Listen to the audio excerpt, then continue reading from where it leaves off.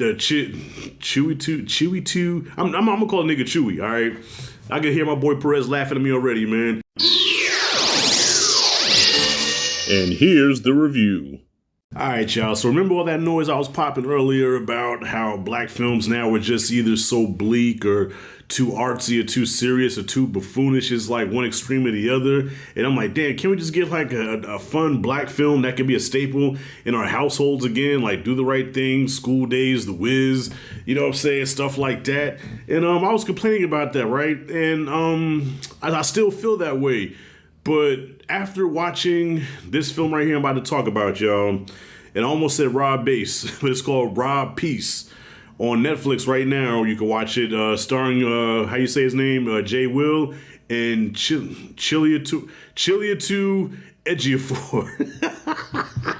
I can never get that nigga name right. So, yo, this is what happens when you take serious subject matter, right?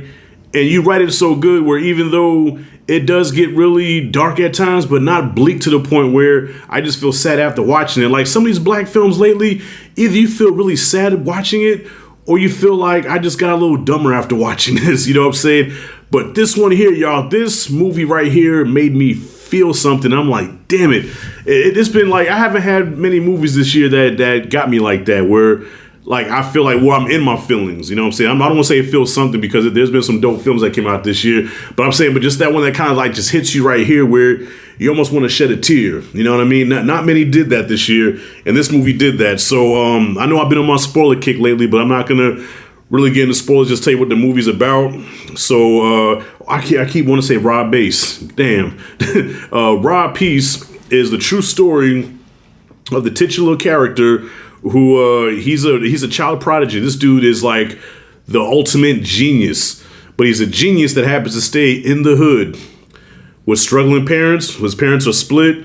His dad is a good man, but he's a hustler. You know, mom is a working mom, working 2 jobs, and this kid is brilliant. At 7 years old, he's smarter than his pops, right? Pops get caught up in some shit, and now he has to do life in prison without a chance of parole for a crime that he said he did not commit. And Rob, the son, believes him and says, well, Dad, I'm going to do everything I can to get you out of here. So he makes it his mission to stop at nothing to get his dad out of jail.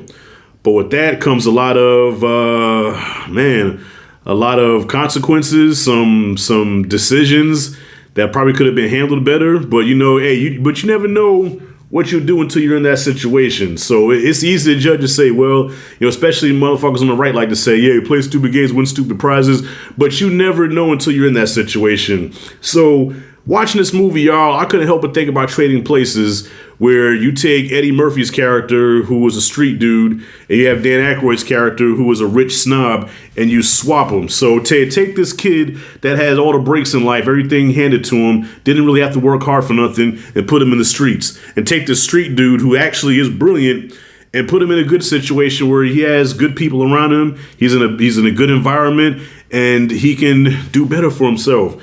And that's how I feel when I watch this movie, man, because this kid had no business being in the area that he was in.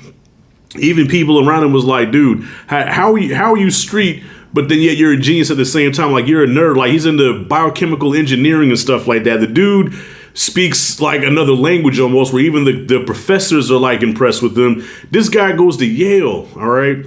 But because he has to get his pops out of jail, you know, a lot of stuff happens, man, and that's all I'm gonna give you, y'all. So yeah, I really want y'all to watch this movie if you haven't already, man. This is probably one of my favorite movies of the year. The Chewy two. I'm gonna call a nigga Chewy, all right? I can hear my boy Perez laughing at me already, man. Chewy directed the shit out of this. I think this is his directorial debut.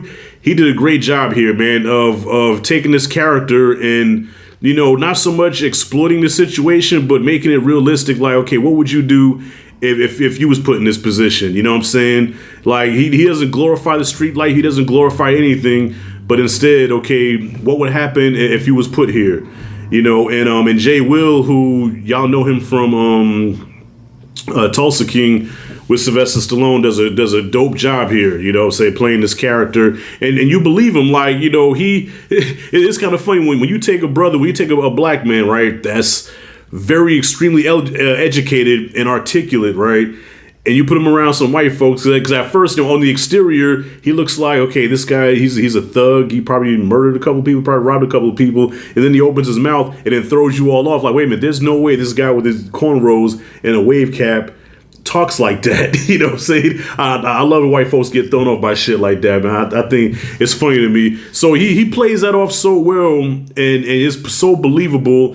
And so you're on this journey, you're on this ride, and man, it's so many twists and turns. And so there's moments of triumph, there's moments of celebration, there's moments of heartbreak, there's moments of tragedy. Like, this movie gives you just like all the emotions, man, and not just a sad piece all the way through, but, you know, just the different stages of everything this character went through, and then how it all comes to a head. So, yo, with that being said, yeah, I highly recommend this, y'all. It's on Netflix right now. Raw Piece, check it out.